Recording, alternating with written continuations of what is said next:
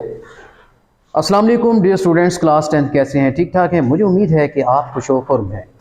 Dear students, आज हम 7.3 का इंतहाई इंपॉर्टेंट क्वेश्चन नंबर 12 करेंगे, जो कि इम्तिहानी नुक्ता नज़र से बहुत अहम है।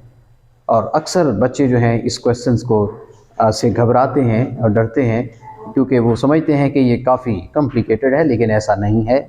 आपने समझने की भरपूर कोशिश करनी है ताकि आपको ये आसान लगे और मुश्किल ना लगे। तो चलते हैं इस क्वेश्चन की जानिब, और इसके कुछ बेसिक कॉन्सेप्ट्स हैं वो भी आज करेंगे। डियर स्टूडेंट्स, इसमें एक इंस्ट्रक्शन दे रखी है क्वेश्चन के अंदर कि यहाँ पर कैलकुलेटर का इस्तेमाल नहीं करना। मज़ीद आपने इसको टेबल, जो ट्रिग्नोमेट्रिक रेशियोज़ का टेबल होता है, sin 30, cos 45 एंड tan 60 वगैरह वगैरह, वो टेबल आपने यूज़ नहीं करना और ना कैलकुलेटर का इस्तेमाल करना है। यानी अपनी खुद से कुछ स्किल्स ऐसी रखनी है यहाँ पे कि जिनको बरूएकार लाते हुए, इस्तेमाल करते हुए हम इन वैल्यूज़ को फाइंड आउट करेंगे। लिहाजा तवज्जो से ये लेक्चर सुनिएगा। तो डियर स्टूडेंट्स, पहला सवाल है tan 30। ये पहला, और दूसरा जुज़ है इसका tan 330। पहले इन दो पार्ट्स को हल करते हैं। सबसे पहले इन क्वेश्चंस को सॉल्व करने से पहले चंद एक दो बातें हैं जो आपसे मैं शेयर करना चाहूँगा। देखिए, बात यह है कि पिछले एक लेक्चर में मैंने आपको बताया था sin 30 और sin 60 की वैल्यूज़ निकालनी। उसमें हमने एक ट्रायंगल का इंतखाब किया था। आज भी हम उसी को दोबारा दोहराएंगे, लेकिन इससे भी पहले एक दो बड़ी अहम बातें हैं जो मैं आपकी गोशगुजार करना चाहता हूँ कि sin 0, sin 90, cos 0 और cos 90, इनकी वैल्यूज़ आज फाइंड करें कि sin 0 कितना होता है, यानी जब एंगल 0 हो, और जब एंगल थीटा 90 डिग्री हो तब sin क्या होता है, जब cos 0 हो तब क्या होता है। इसी तरह इसके अलावा एक और चीज़ है, sin 180 डिग्री कितना होता है एंड cos 180 डिग्री कितना होता है। अब यहाँ ये एक्चुअली हमारे पास क्वाड्रेंटल एंगल्स है। 90 कौन सा? क्वाड्रेंटल एंगल है। 180 कौन सा है? क्वाड्रेंटल एंगल है। अब इन एंगल्स पर साइन और कॉस की वैल्यूज़ को चेक करते हैं। तो चलते हैं, एक छोटी सी प्रेजेंटेशन है। ये एंगल आपका कौन सा है? 90 डिग्री। और ये जो ट्रायंगल बनी है, ये एंगल आपका कौन सा है? थीटा। लेकिन मुझे मालूम नहीं अभी, मैं 30 है, 60 है, कुछ भी हो सकता है, ये 45 का भी हो सकता है। लेकिन ये ट्रायंगल कौन सी है? This is right. ये आल्टीट्यूड है। आल्टीट्यूड क्या करता है? वो परपेंडिकुलर होता है किस पर? बेस पर, एडजेसेंट साइड पर। अच्छा, अब ये क्या चीज़ है? ये हाइपोटेन्यूज है। अब मैं क्या करता हूं, मैं इसको हम क्या कहते हैं, जो y की ऑपोजिट साइड होती है, y, इसे क्या कहते हैं? x, और ये कौन सी साइड है? r। Is it clear? अच्छा, मुझे बताएं कि यहां साइन थीटा किसके इक्वल होता है? Sine theta y over r। Exactly, ये आपने पढ़ रखा है। अच्छा, कॉस थीटा क्या होता है? x over r। और टेन थीटा क्या होता है? y over x। चलिए पहले इनको निकाल लेते हैं, फिर tan की बाद में बात कर लेते हैं। अब इस थीटा को मैं क्या करता हूं, मैं डिक्रीज करना शुरू कर देता हूं। डिक्रीज मींस छोटा करता जा रहा हूं। ये देखें, जो जो थीटा छोटा होता चला जाता है, ये y की जो हाइट है वो कम नहीं होती चली जा रही। Is it clear? अच्छा, अब मैं इसको मजीद नीचे करता हूं, डाउन, तो देखें थीटा और छोटा हो गया, और ये जो y की हाइट है ये पहले यहां थी और ज़्यादा रिड्यूस हो गई है। इसको मैं मज़ीद छोटा करता चला जाता हूं। जैसे जैसे एंगल डिक्रीज होता चला जाता है, उसी रेशो से उसकी ऑपोजिट साइड भी डिक्रीज होती चली जा रही है।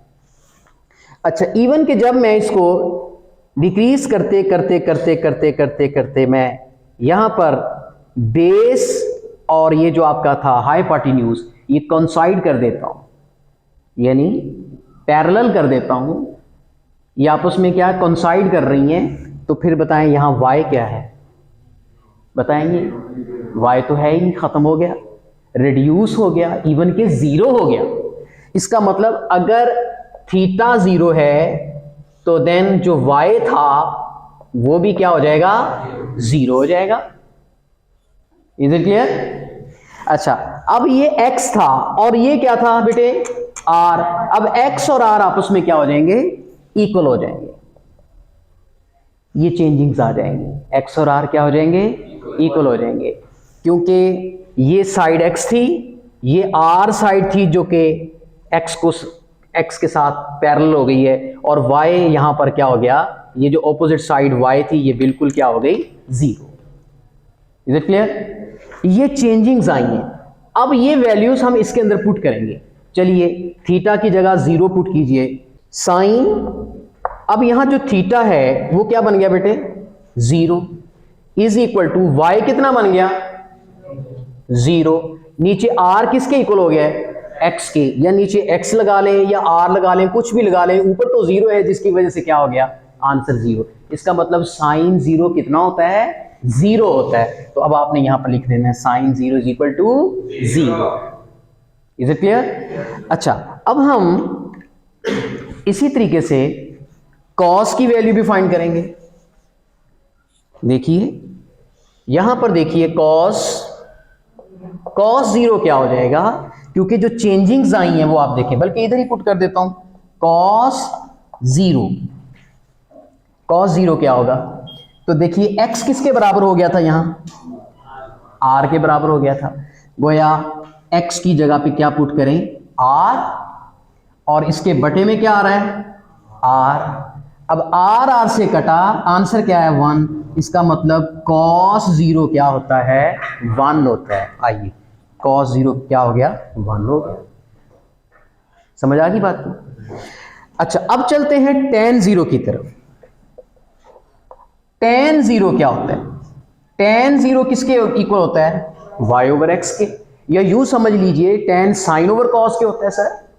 तो sin की वैल्यू क्या है, sin 0 ये 0, और cos 0 क्या है, 1। तो फिर क्या हुआ आंसर, 0 ओवर 1। 0 ओवर 1 करने से क्या आ जाता है, 0। या यूं कर लें, tan किसके बराबर होता है, y ओवर x। अब y की वैल्यू इधर क्या है, 0, x की वैल्यू x लिख लें या r लिख लें, एक ही बात है। जब 0 ऊपर है तो उसने क्या कर देना है, 0। इसका मतलब tan 0 भी क्या होता है, 0 होता है। भाई समझ आ गई बात की? तो इस तरह से sin 0, cos 0, tan 0 की वैल्यूज का हमें पता चल गया। अब हम आते हैं 90 की तरफ और आते हैं 180 की तरफ। तो इसके लिए दोबारा से हम प्रेजेंटेशन देंगे आपको, ठीक है? हम इसको रेस करते हैं।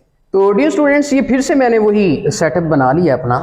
ये आपका क्या है, r, ये क्या है, x, ये हाइट क्या है, यहां से लेके यहां तक, ये आपकी y हाइट है, ये एंगल आपका क्या है, थीटा। तो आपकी ये राइट एंगल ट्राइंगल आपको दिख रही है। समझ रहे हैं ना बात को? अच्छा, अब मैं क्या करने लगा हूं, अब मैं 90 का एंगल बनाने लगा हूं।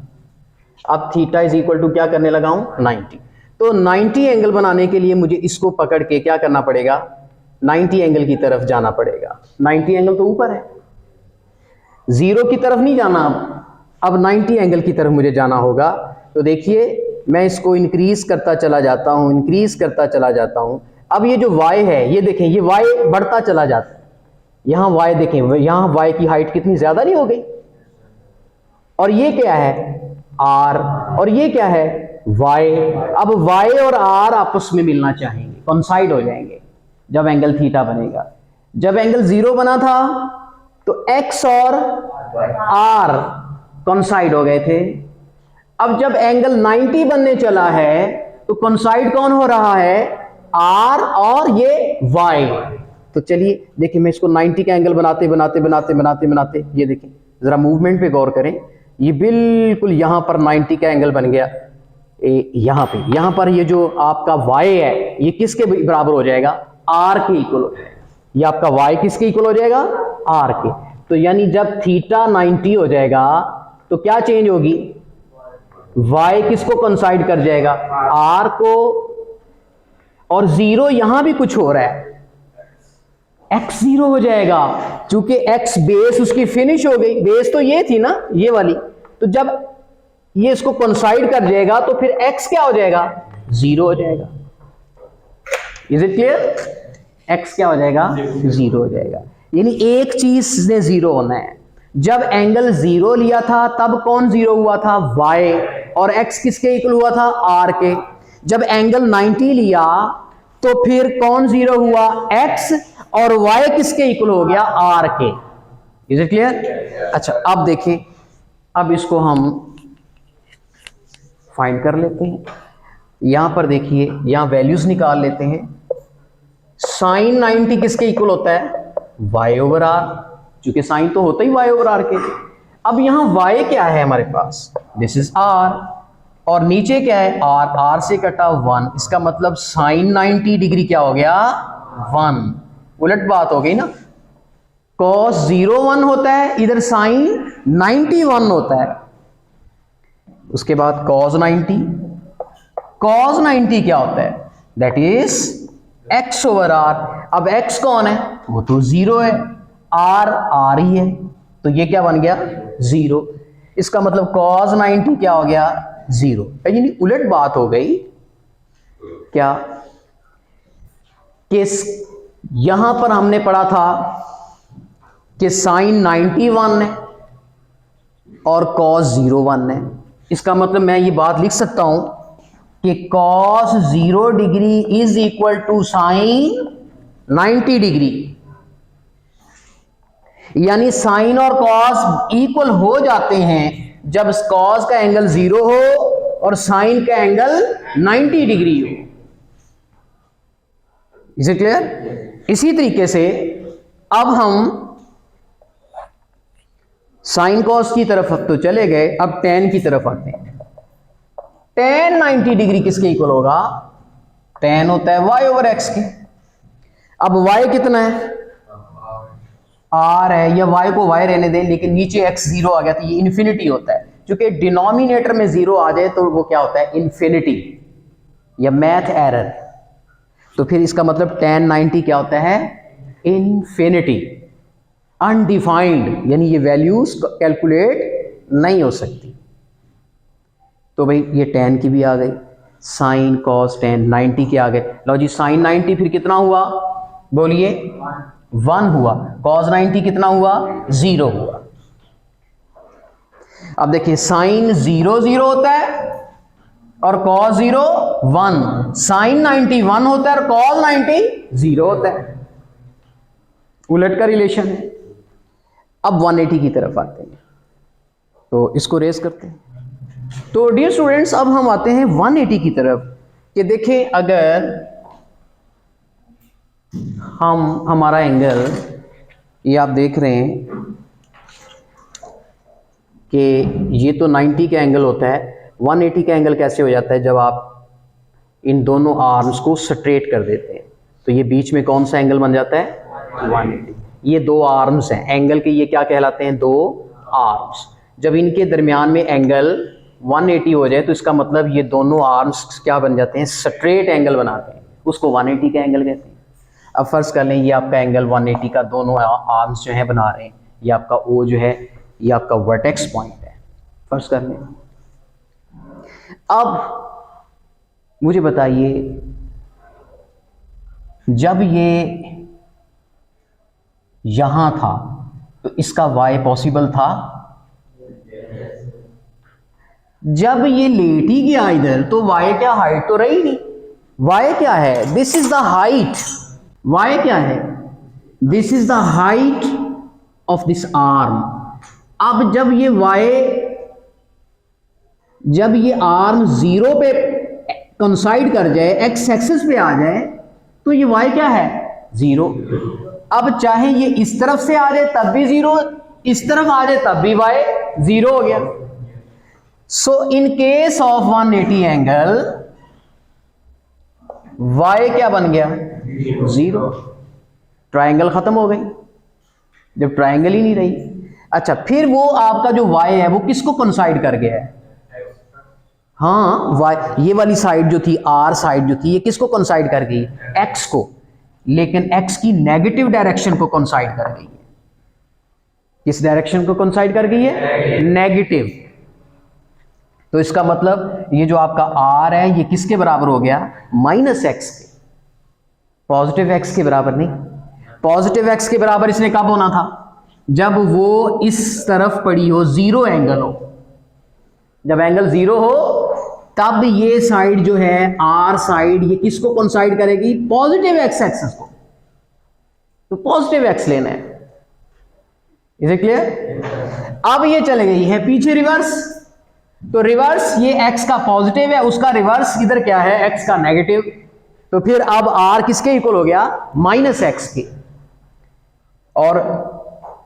और इसमें क्या है? थीटा। थीटा कितना हो गया हमारे पास? 180 डिग्री। सो ये वैल्यूज उसी में पुट करें। लो जी, साइन 180 किसके बराबर होता है जी? साइन एंगल कुछ भी हो, साइन हो आए हुआ आ रही रहना है। अब y कितना है हमारे पास? 0।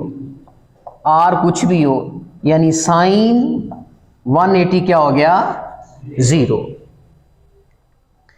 इसी तरह cos 180 क्या होता है? cos 180 x/r। भी एंगल कुछ भी हो, फार्मूला तो x/r ही है ना। अब x हमारे पास क्या है? x को x ही रहने दीजिए। r हमारे पास किसके बराबर हो गया? -x के। तो x से कटा, cos 180 डिग्री किसके बराबर आ गया? -1 के। अब cos 0 +1 है चूंकि वो राइट साइड पे है। cos 180 -1 है चूंकि उसकी आर्म जो है वो नेगेटिव की तरफ चली गई है। Is it clear? उसके बाद आता है tan। tan 180 क्या होता है? y/x। अब y कितना है यहां? 0। 0 ओवर कुछ भी हो, नीचे x को x रहने दो, तो tan 180 क्या हो गया? 0 हो गया। और वैसे भी याद रखें, जब साइन 180 0 है तो फिर जाहिर है tan तो साइन ओवर कॉस ही होता है। जब साइन की ऊपर वैल्यू 0 आ जानी, नीचे कुछ भी हो, तो tan ने भी क्या हो जाना है? 0 ही हो जाना है। Is it clear? तो अब इनका टेबल बनाते हैं। मुझे उम्मीद है कि ये आपको समझ में आ चुके होंगे। मैं आप फ्रीक्वेंटली लिख सकता हूं sine 0 0, cos 0 1, tan 0 0, sine 91, cos 90 0, tan 90 infinity. क्योंकि 1/0 tan क्या होता है? Sine over cos. जब 1/0 करेंगे तो tan इन्फिनिटी हो जाएगा। अच्छा जी, उसके बाद 180, sine 181, sine 80 sorry sine 180 0, cos 180 is -1 and tan 180 is also 0। सो मैं इसको बड़ी फ्रीक्वेंटली और कॉन्फिडेंस के साथ ये वैल्यूज लिख सकता हूं। मुझे याद भी हो गई। आई होप सो कि आपको भी याद हो गई होंगी। तो बेसिकली जो इसके पीछे जो बैकग्राउंड है, जो पस मंजर है, वो मैं आपके सामने पेश कर चुका हूं, इस उम्मीद के साथ कि कभी भी ये साइन cos tan की वैल्यूज 0, 90 और 180 के लिए कंफ्यूज नहीं करेंगे कि ये वैल्यूज कहां से आती हैं और क्यों आती हैं। स्टूडेंट्स, अब हम चल रहे हैं क्वेश्चन नंबर 12 की तरफ। चूँकि 12 के जो कुछ बेसिक्स रूल्स थे वो मैं आपको समझा चुका हूँ। तो क्वेश्चन नंबर फर्स्ट पार्ट देखिए, tan 30 जी। फर्स्ट पार्ट देखिए tan 30। तो अब सेकंड पार्ट उसका है जी हमारे पास tan 330। तो डियर स्टूडेंट्स, अपने यहाँ पे कैलकुलेटर तो इस्तेमाल करना नहीं है और ना हमने यूज़ करना है यहाँ पे टेबल। इस क्वेश्चन को करने से पहले मैं एक ट्राइंगल लेता हूँ। This is called equilateral triangle और इस पे हर एंगल कौन सा है? 60। Is it clear? मैं यहाँ से एक परपेंडिकुलर बाइसेक्टर ड्रॉ करता हूँ।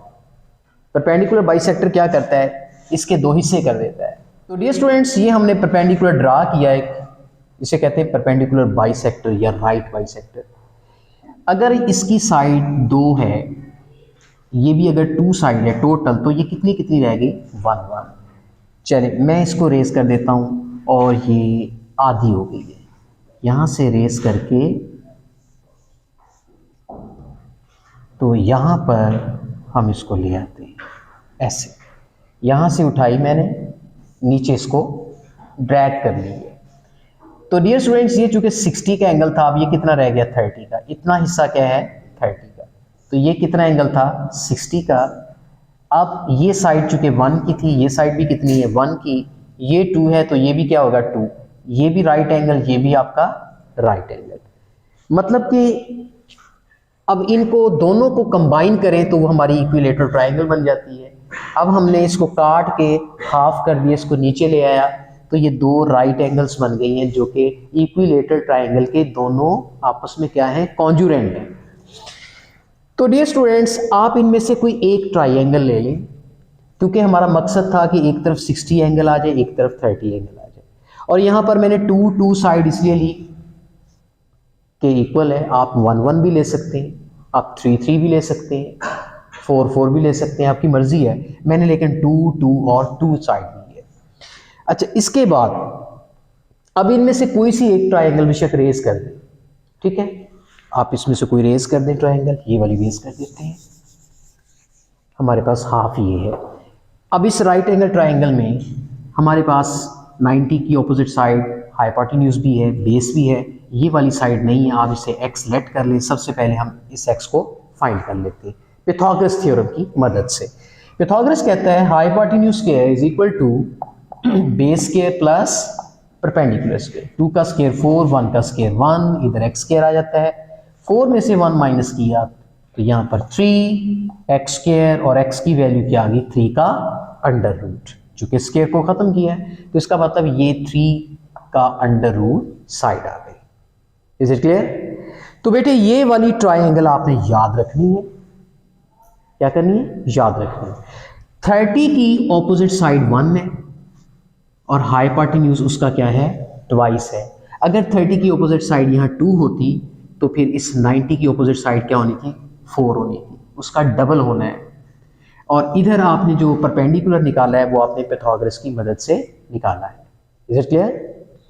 तो यहाँ पर साइड चेंज कर सकते हैं। अगर आपने इधर 4 रखना है तो इधर क्या हो जाएगा, 8। फिर उसके हिसाब से यहाँ पिथागोरस थ्योरम लगा के आपने आल्टीट्यूड फाइंड आउट कर लेना है। लेकिन आप यही याद रखें। तो डियर स्टूडेंट्स, अब हमने tan 30 की कीमत निकालनी है। ना मैंने कैलकुलेटर का यूज़ करना है, ना मैंने यूज़ करना है टेबल का। मैं इस ट्रायंगल से वैल्यूज पुट करूँगा। तो tan 30 स्टूडेंट्स बताइए, tan किसके बराबर होता है, y/x। अब 30 का y कौन है, 30 का जो ऑपोजिट साइड है that is y। Is it clear? तो वो 1 है। x हमारे पास फिर क्या है, 3 का अंडर रूट। तो दिस इज tan 30 जो कि वैल्यू आ चुकी है। Is it clear? तो चलते हैं tan 330 की तरफ। tan 330 की तरफ जाएंगे तो डियर स्टूडेंट्स, हर क्वेश्चन के लिए आपने बेशक आप साइड पे छोटी सी ट्रायंगल बनाएं, ठीक है, छोटी सी ट्रायंगल बनाएं। ये देखें, ये आपका एंगल कौन सा था, 60। ऊपर हाफ हो चुका था 30, चूंकि इक्विलेटरल ट्रायंगल का हाफ जब हुआ था तो यहाँ 30 बन गया था। और ये साइड कितनी थी, 1, ये डबल थी, और ये 3 का अंडर रूट। ऐसे याद कर लें इसे। अच्छा, अब tan 330 एंगल है हमारे पास। अब 330 की तो मेरे पास वैल्यू नहीं है, मेरे पास या तो वैल्यू 30 की है या 60 की है। मैं तो इन्हीं की वैल्यूज निकाल सकता हूं। तो क्या करूंगा, मैं 330 को मैं रिड्यूस करूंगा, इसका रेफरेंस एंगल निकालूंगा। 330 का एंगल पहले बनाइए, क्या आता है, यहां तक तो बन गया टोटल। अगर मैं यहां तक आऊं तो 360, लेकिन मैंने 30 डिग्री इसको पीछे रखना है, क्योंकि पूरा राउंड लेता हूं तो 360 बन जाता है। तो 30 डिग्री इसको पीछे रखना है। तो ये एंगल फिर मेजर कर लेना है यहां से, ये एंगल मेजर कर लें, कितना हो गया ये 30। सो आपका ये एंगल रिड्यूस हो गया किसमें, 30। तो आपने रेफरेंस एंगल लेना है। 330 का ये कौन सा एंगल है, रेफरेंस एंगल। और रेफरेंस एंगल हमेशा 90 से छोटा होता है और ये एंगल किसके साथ बनाता है, एक्स एक्सिस के साथ। ये पॉजिटिव डायरेक्शन या नेगेटिव डायरेक्शन, ये सब क्या होता है, रेफरेंस एंगल। अब मैं इसका एक और बताता हूँ। डियर स्टूडेंट्स, मेरे पास एक एंगल है 120। अगर मैं आपसे पूछूं इसका रेफरेंस एंगल क्या होगा, तो क्या होगा आपका, G1। जी कितना बचता है जी 60। सो 60 is the reference angle of 120। और ये याद रखें कि 120 के लिए साइन की वैल्यू भी वही होगी जो 60 के लिए होगी, क्योंकि रेफरेंस एंगल उसके इक्विवेलेंट होता है। इक्विवेलेंट का मतलब बराबर हो जाता है, साइन का फर्क पड़ सकता है। तो 60 जो है वो 120 का क्या है, इक्विवेलेंट एंगल है। तो साइन जितना 120 होगा वो बराबर होगा किसके, साइन 60 के। कॉस 120 जितना होगा वो किसके इक्वल होगा, कॉस 60 के। इस तरह से एंगल जो है वो रिड्यूस हो जाता है। Is it clear? अब 120 एंगल तो 90 से बड़ा है, ये लार्ज होता है, इसे कहते हैं स्टैंडर्ड एंगल। और जो उसका रेफरेंस एंगल है वो उससे क्या होता है, छोटा होता है। वो छोटा इसलिए होता है कि उससे फिर हमारी कैलकुलेशन इजी हो जाती है, हम उसकी साइन कॉस टेन की वैल्यूज इजीली निकाल सकते हैं। अब देखिए 120 एंगल एक लार्ज एंगल है, जैसे यहाँ पे 330 एक लार्ज एंगल है, तो मैं साइन कॉस टेन की वैल्यूज मुश्किल है ना, तो मैं सबसे पहले उसका रेफरेंस एंगल ढूंढ लूंगा कि उसको एक्स के नजदीक कौन सा एंगल पड़ता है। तो इस तरीके से देखें, अब टोटल राउंड कितना बनता है, 360 का, तो यहां तक 330 बनता है ये आपका एंगल। तो मैं 330 का रेफरेंस एंगल ढूंढ लेता हूं, वो 30 बनता है। लिहाजा मेरा ये tan 330 लिखने की बजाय अब मैं इसे लिखूंगा tan 30। Is it clear? अच्छा डियर स्टूडेंट्स, एक बात और ध्यान में रखिएगा, ये आपका असिस्टेंट कमिश्नर, यहां पर कौन नेगेटिव है, यहाँ ऑल पॉजिटिव, यहाँ साइन पॉजिटिव, इधर tan पॉजिटिव, इधर cos पॉजिटिव। cos पॉजिटिव चौथे क्वाड्रेंट में हम चुके हमारा रेफरेंस एंगल लाई कर रहा है, तो चौथे क्वाड्रेंट में tan क्या होता है, नेगेटिव। लिहाजा यहाँ t के साथ tan के साथ हम क्या लगा देंगे, माइनस। ये बात ज़हन में रखनी है। आइए चलते हैं, माइनस tan, बेटे tan 30 किसके इक्वल होता है, this is y over x। अब ये हमारे काम आ जाएगी डायग्राम। बेटे 30 के हिसाब से आपका 1 क्या है, y, और 3 अंडर रूट क्या है, x, क्योंकि जो एंगल की ऑपोजिट साइड होती है वो y होता है। अगर यहाँ tan 60 होता बेटे, तो 60 के हिसाब से फिर y किसने होना था, 3 अंडर रूट ने होना था। तो चलिए अब यहाँ पर y की वैल्यू पुट कर दीजिए, y कितना है 1 और x कितना है 3 का under root. So this is the required answer. तो चलते हैं नेक्स्ट क्वेश्चन की जानब। देखिए सीकेंट 330, सीकेंट का से कोई इशू नहीं हमें, पहले तो 330 के एंगल का रेफरेंस एंगल मालूम कर लेते हैं कि क्या है। तो डियर स्टूडेंट्स 330 के एंगल उसी तरह, ये आपका 330 एंगल है, इसका रेफरेंस एंगल ये जो कि कितना बचता है 30, और ये कौन सा क्वाड्रेंट है, चौथा। चौथे कौन पॉजिटिव होता है, सी, असिस्टेंट कमिश्नर, मतलब कॉस पॉजिटिव होता है और सीकेंट उसका रेसिप्रोकल है, वो भी क्या होगा, पॉजिटिव होगा। Is it clear? अब क्या करूंगा मैं, इसका मतलब मेरा अब एंगल जो है वो डिक्रीज हो गया है, वो इक्विवेलेंट हो गया है इनटू रेफरेंस एंगल, और रेफरेंस एंगल कितना है, ओनली 30। लेकिन यहां पर कॉस पॉजिटिव होता है, इसका मतलब यहां सीकेंट और या कॉस के साथ नेगेटिव लगाने की जरूरत नहीं है, क्योंकि यहां पर कॉस और सीकेंट क्या होते हैं, पॉजिटिव। अब सीकेंट की वैल्यू निकालनी है, सीकेंट 30, भैया कॉस 30 की वैल्यू निकालते हैं, उसको रेसिप्रोकेट कर देंगे, सीकेंट आ जाएगा। तो भैया 30 के एंगल निकालना है, तो आपने वो ट्राइंगल याद रखनी है। यहां एंगल कितना था 30, इधर कितना था 60, ये 1 हो गया था, ये 2 था और ये 3 का अंडर, बस। उसके बाद आइए यहां पहले किसकी वैल्यू निकालते हैं, 9 cos 30 किसके बराबर है, cos 30 का ऑपोजिट साइड ये आपकी y है और ये आपकी x है, ये r तो फिक्स है ना, तो cos 30 क्या होता है, x ओवर r, क्या होता है, x ओवर r। अब x कितना है 3 का अंडर रूट, r कितना है 2, so this is the value of cos theta, but we have to find the secant 30, so इसका रेसिप्रोकेट कर दें इसको, 2 ओवर 3 का अंडर रूट, इसी को उल्टा दें, वो आपका सीकेंट आ जाएगा। तो ये हमारा आंसर आ चुका। Is it clear? अब चलते हैं कॉट पाई बाई 4 की जानिब। तो डियर स्टूडेंट्स यहां पर देखिए कॉट दरअसल किसका रेसिप्रोकल है? tan का। किसका रेसिप्रोकल है? tan का। अब आपने क्या करना है, कॉट है तो कोई बात नहीं, हम tan निकाल लेंगे, उसको रेसिप्रोकेट कर देंगे। हाँ, पाई कितना होता है? 180। 180 डिग्री को 4 पे डिवाइड करें 45 जी, ये 45 आ गया।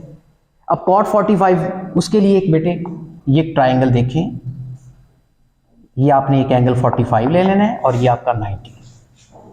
तवज्जो है बेटे, अगर ये 45 एंगल है तो इसका मतलब ये एंगल भी कितना होगा? 45, चूंकि तीनों मिलके कितने हो जाते हैं? 180। अब 30-60 वाली ट्राइंगल नहीं चलेगी, अब 45 वाली एंगल ट्राइंगल चलेगी।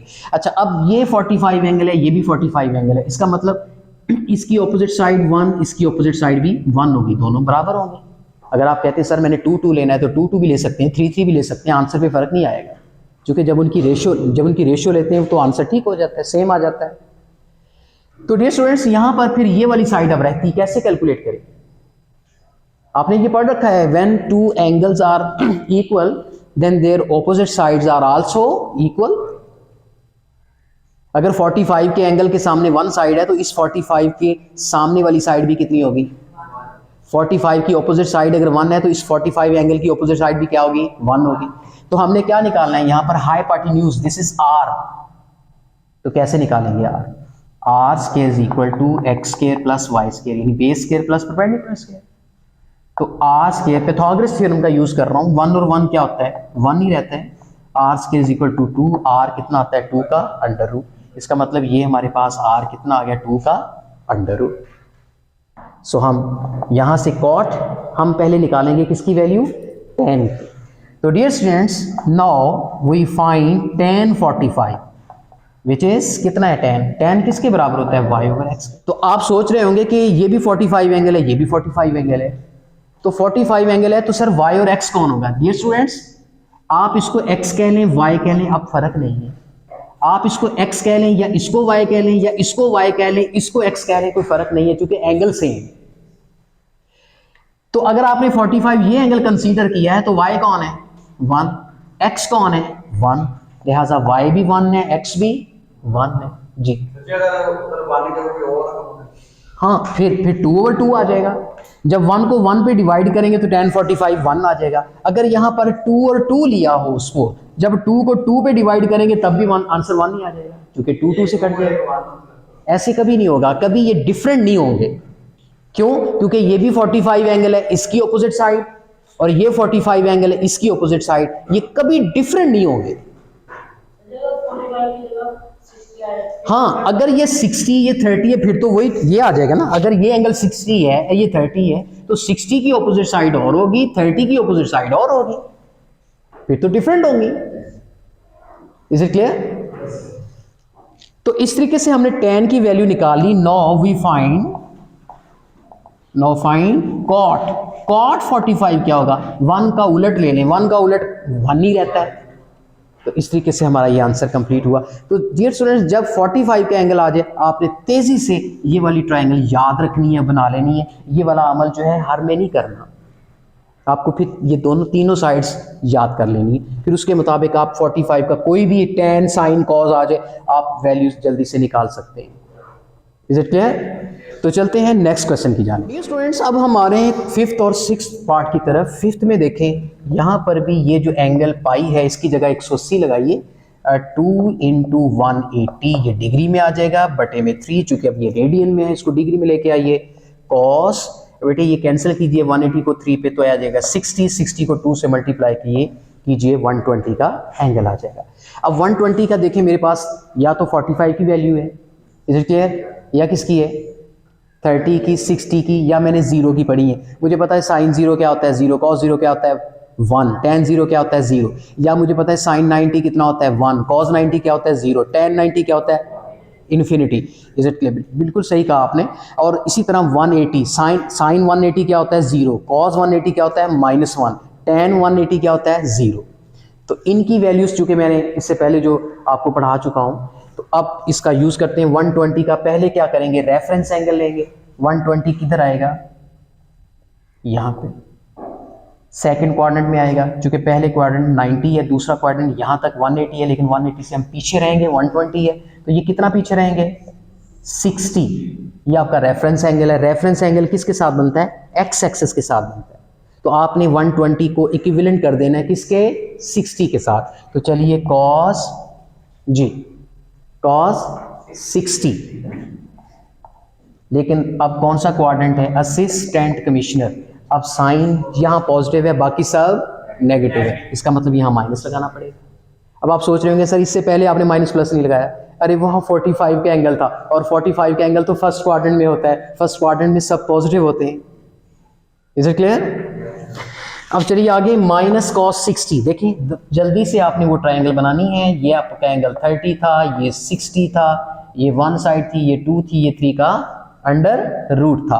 तो डियर स्टूडेंट्स कॉस 60 किसके बराबर होता है, x ओवर r। अब 60 के लिहाज से, अब एंगल आपका क्या है 60, तो 60 के लिहाज से ये क्या है, ये आपका फिर y है, और ये क्या है आपका x है।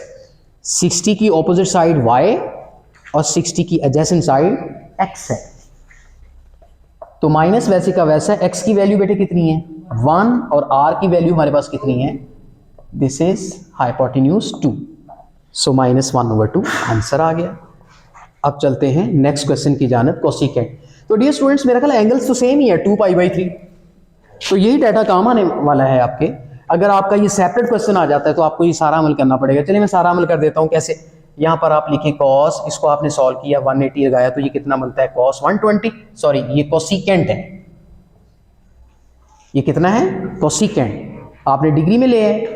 अब उसी तरह आप इसका रेफरेंस एंगल निकालिए 120, रेफरेंस एंगल कितना बनता है 60, तो ये असिस्टेंट कमिश्नर, यहाँ साइन भी पॉजिटिव, कोसिकेंट भी पॉजिटिव, इसका मतलब कोसिकेंट यहाँ क्या हो गया पॉजिटिव, और उसका रेफरेंस एंगल कितना बन गया 60, प्लस का कोसिकेंट 60 आ गया। लेकिन आपने साइन 60 की वैल्यू निकाल लेनी है और उसको रेसिप्रोकेट कर देना है, वो कोसिकेंट निकल आएगा जी। साइन 60 किसके बराबर होता है, आपने जल्दी से वही ट्रायंगल बनानी है।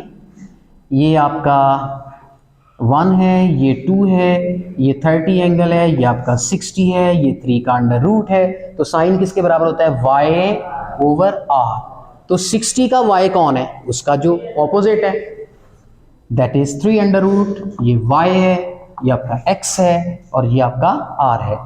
तो y ओवर r कितना है 2, सो दिस इज साइन 60, बट कोसिकेंट 60 क्या होगा, इसको उल्टा देंगे। So this is the required answer, sine 60 को उल्टा देंगे, वो आपकी किसकी वैल्यू आ जाएगी कोसिकेंट 60। Is it clear? तो चलते हैं नेक्स्ट क्वेश्चन की तरफ। तो डियर स्टूडेंट्स अब हम क्वेश्चन नंबर 12 का 7 पार्ट की तरफ आ रहे हैं। यहाँ पर लिखा है cos -450, तो आप इसको क्यों ना cos 450 लिख दें, चूंकि हमें पता है cos माइनस थीटा किसके इक्वल होता है, cos थीटा के। माइनस यहाँ cos में फिनिश हो जाता है, चूंकि ये इवन फंक्शन है, ये हम पहले साबित भी कर चुके हैं। अच्छा, cos 450 एक लार्ज एंगल है, आपने इसका रेफरेंस एंगल निकाल के इसको रिड्यूस करना है। तो क्या तरीका है, सबसे पहले 450 का एंगल ड्रॉ करेंगे। कहाँ आएगा 450, टोटल यहाँ तक कितना आता है 360। अब 360 में बाकी कितना बचता है जी, नहीं वो माइनस फिनिश हो जाता है ना, अगर थीटा में माइनस आते कॉस में वो फिनिश हो जाता है, ये इवन फंक्शन है जी। कितना होता है आप 90, बाकी 90 बच रहा है, तो आपका यहाँ 360 पूरा होने के बाद ये एंगल 90 का बच रहा है। इसका मतलब ये आपका रिड्यूस होके 90 पे आ गया है।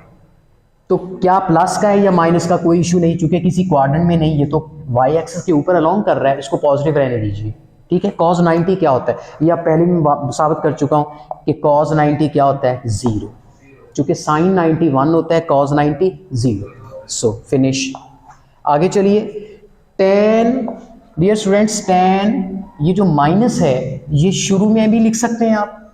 अगर आप इसका रेफरेंस एंगल लेना चाहें, रेफरेंस एंगल ले लें।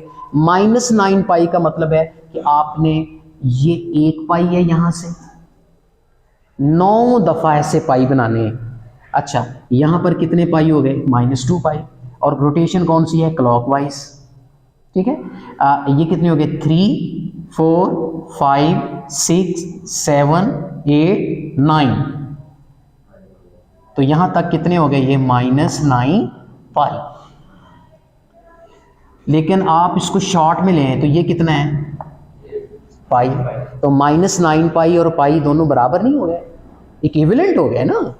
तो -9 पाई भी वही टर्मिनेट हो रहा है जहां पे पाई टर्मिनेट हो रहा है। इसका मतलब ये रिड्यूस हो गया tan पाई।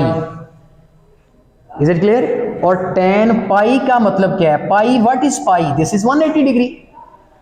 तो tan 180 क्या होता है, हमने पहले साबित किया है, tan 180 क्या होता है, 0। Is it clear? तो इस तरीके से tan 180 की वैल्यू क्या आ जाती है, 0। ये हम साबित कर चुके हैं। तो चलते हैं अगले क्वेश्चन की जानब, जो कि क्वेश्चन नंबर 9 है। तो डियर स्टूडेंट्स, हमारा है अब 9th पार्ट।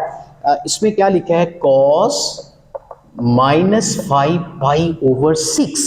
तो भैया इस एंगल को पहले डिग्री में लेके आते हैं। डिग्री में कैसे आएगा, cos -5, इस पाई की वैल्यू कितनी है, 180 डिग्री डिवाइडेड बाय 6, इसको कैंसिल कीजिए 30, तो ये आता है cos -150 डिग्री। और cos में माइनस का एंगल आ जाए तो cos उस माइनस को खा के हजम कर लेता है, माइनस फिर फिनिश हो जाता है। Is it clear?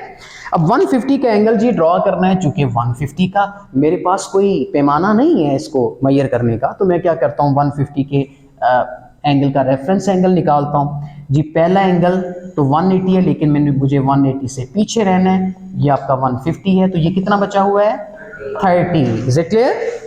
तो भाई ये किस क्वाड्रेंट में हम आ चुके हैं, सेकंड क्वाड्रेंट में। सेकंड क्वाड्रेंट में साइन पॉजिटिव होता है, बाकी सब नेगेटिव होते हैं। सो मैं यहां माइनस कॉस लगा के 150 को तोड़ दिया है, किसमें, 30 एंगल में, जो कि 150 का क्या एंगल है, रेफरेंस। और स्टैंडर्ड एंगल रेफरेंस एंगल के क्या होता है, इक्विवेलेंट। तो भैया cos 30 कीमत, जल्दी से वो ट्राइंगल बनाइए। यहां पर देखिए ये एंगल आपका 30 है, ये आपका 60 है, ये 1 है, ये 2 है, और ये 3 का अंडर रूट। तो cos 60 क्या होता है, x ओवर r। तो 30 का x कौन है, 3 अंडर रूट। 30 का y कौन है, 1, क्योंकि उसकी ऑपोजिट साइड y है और उसकी एडजेसेंट साइड x है। तो भाई माइनस x की वैल्यू कितनी है, 3 अंडर रूट, और r की वैल्यू कितनी है, 2। So this is the answer. Is it clear? अब चलते हैं नेक्स्ट क्वेश्चन की जानब, जो कि क्वेश्चन नंबर है कौन सा जी, 10।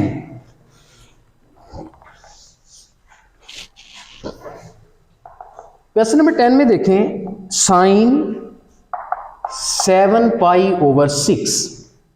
तो डियर स्टूडेंट 7 पाई ओवर 6 की तरफ आइए। साइन 7 पाई कितना होता है, 180 डिवाइडेड बाय 6। तो ये बन गया 30, ये कितना बन गया, 210 डिग्री, क्योंकि 30 को 7 से मल्टीप्लाई करेंगे तो ये कितना आएगा, साइन 210 का एंगल हम यहां पर लोकेट करेंगे, कहां आता है, यहां पर, जो कि 270 से पीछे। लेकिन हमारा रेफरेंस एंगल तो किस, यहां y एक्सिस के साथ रेफरेंस एंगल नहीं होता, रेफरेंस एंगल बनेगा ये वाला, x एक्सिस के साथ। Is it clear? कितना बनेगा, यहां तक तो इसका था कितना, 180 से आगे कितना गया, जो कि 210 बना है, कितना आगे गया, 30 गया। तो ये आपका 30 का एंगल बना, इसका रेफरेंस एंगल। ठीक है, इसके साथ कोई एंगल नहीं बनाना आपने, रेफरेंस एंगल हमेशा किसके साथ बनता है, एक्स एक्सिस के साथ जी। तो ये रिड्यूस हो गया किसमें, साइन 30 में, और किस क्वाड्रेंट में चला गया, थर्ड में। थर्ड में tan पॉजिटिव होता है, बाकी सब नेगेटिव। सो साइन के साथ हम क्या लगाएंगे, माइनस। अब जल्दी से वो राइट एंगल ट्राइंगल बनाएं। ये आपका एंगल 30 है, ये 60 है, ये 1 है, ये 2 है, ये 3 अंडर रूट है, और ये 90 का एंगल है। बताइए साइन 30 किसके बराबर होता है, 30 होता है y ओवर आर। y कितना है हमारे पास, 30 का ऑपोजिट एंगल, ये y 1 है, r उसका 2 है, तो 1 ओवर 2 माइनस का आ जाएगा। ये हमारा कंप्लीट। तो चलते हैं अब 11 और 12 की तरफ। कैसे हम सॉल्व करेंगे, cot 7 पाई कितना होता है, 180 डिवाइडेड बाय 6, कैंसिल कीजिए, तो ये बन गया cot 30 को 7 से मल्टीप्लाई कीजिए, 210 आ गया जी। 210 का रेफरेंस एंगल बनाना है, 210 एंगल कहाँ चला जाएगा, ये कितना एंगल बन गया आपका 30, ये आपका 210 है, चूंकि यहाँ तक 180 है, 180 में ये 30 का आगे एंगल जाता है, तो ये 210 कंप्लीट होता है। तो हमारा ये असिस्टेंट है, मतलब थर्ड में हम आ चुके हैं। थर्ड क्वाड्रेंट में कौन नेगेटिव होता है, tan पॉजिटिव होता है, बाकी सब नेगेटिव। इसका मतलब ये tan की फैमिली का cot है, उसका रेसिप्रोकल है। अगर tan पॉजिटिव है तो cot भी पॉजिटिव होगा, तो इसका मतलब ये पॉजिटिव आ जाएगा। अब cot 2tan जो है वो बदल गया cot 30 में, उसके रेफरेंस एंगल में रिड्यूस कर दिया हमने। अब tan 30 कितना है, आप वही ट्राइग्राम बनाइए। ये आपका एंगल 90 है, ये 30 है, और ये 60 है, ये 1 है, ये 2 है, और ये 3 का अंडर रूट जी। tan 30 निकालिए। tan 30 क्या होता है, y ओवर x। सो y कितना है हमारे पास 30 का, ये x है और ये y 1 है, x कितना है, x की वैल्यू 3 का अंडर रूट। सो cot क्या होगा, वो इसका रेसिप्रोकल होगा tan का। अगर ये 1 ओवर 3 अंडर रूट है तो ये 3 अंडर रूट ओवर 1 होगा। This is required answer. तो चलते हैं लास्ट क्वेश्चन की जान। डियर स्टूडेंट्स, यहां है 225 cos 225 डिग्री को हम रिड्यूस करते हैं, इसका रेफरेंस एंगल लेते हैं। 225 कहां जाएगा भाई, यहां से खिसकेगा, 270 से पीछे रहेगा। अब यहां तक कितना आ गया, 180 में कितना आगे ये एंगल जाता है और 225 बन जाता है जी 45, करेक्ट।